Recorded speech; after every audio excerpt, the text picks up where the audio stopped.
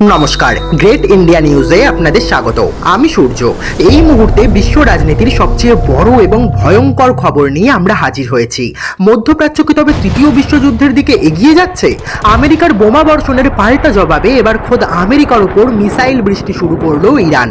বদলার আগুনে পুষছে গোটা Tehran.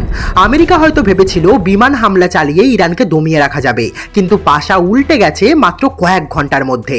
Iran স্পষ্ট বুঝিয়ে দিয়েছে তাদের কাছে স্ট্রেট অফ হরমুজ বা হরমুজ প্রণালী কোনো পরমাণু বোমার চেয়েও বড় অস্ত্র। আর এই কথা শুধু মুখেই বলেনি, তারা মাত্র 2 ঘন্টার মধ্যে কাজে করে দেখিয়েছে। গতকাল শেষ রাতে আমেরিকা যখন ইরানের উপর বোমা বর্ষণ করে, তখন আজ সকালে ইরান নিজে থেকে প্রথমে কোনো বড় সামরিক পদক্ষেপ নেয়নি। তারা শুধু একটি মাত্র ঘোষণা করেছিল, এখন থেকে স্ট্রেট অফ হরমুজ সম্পূর্ণ বন্ধ। কোনো বাণিজ্যিক বা সামরিক জাহাজ এই প্রণালী দিয়ে ভেতরে ঢুকবে না আর বাইরেও আসবে না।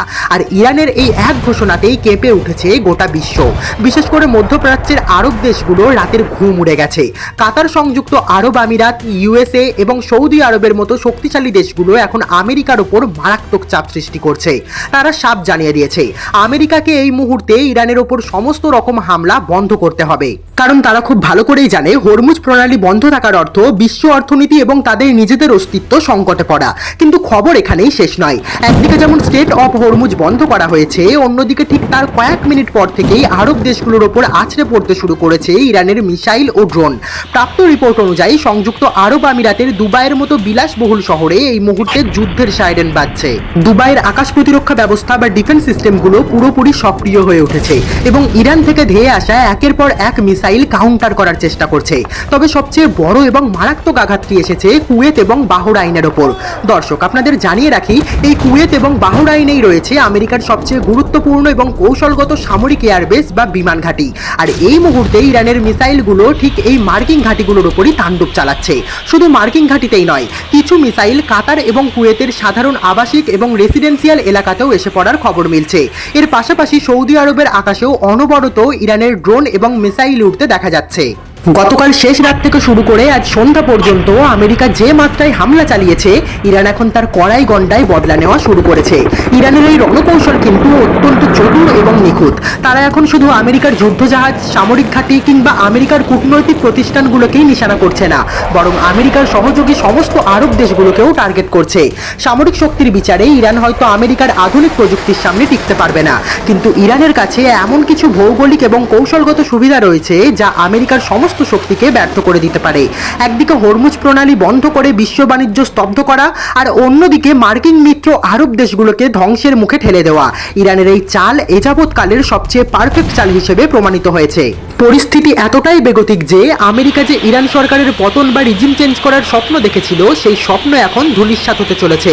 আরব দেশগুলো উল্টে আমেরিকাকেই ধমক দিয়ে বলছে অবিলম্বে ইরানের ওপর এয়ার স্ট্রাইক বন্ধ করা হোক। আরব দেশগুলো কতটা আতঙ্কে দিন কাটাচ্ছে তা ওমানের পরিস্থিতি দেখলেই বোঝা যায়।